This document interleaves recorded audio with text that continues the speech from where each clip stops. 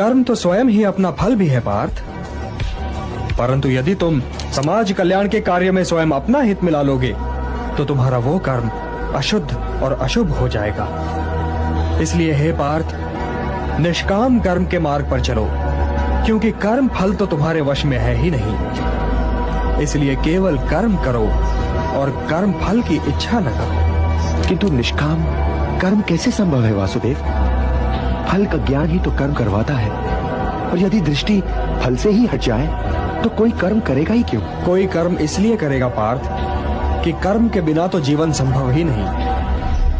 कर्मण्येवाधिकारस्ते मां फलेषु कदाचन मां कर्म फल हेतुर्भूः माते संगोस्त्वा कर्मणि। कर्म फल तुम्हारे वश में नहीं है।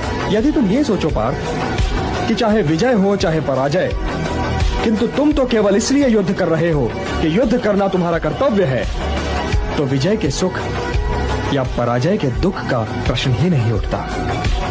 और जो न विजय से सुखी हो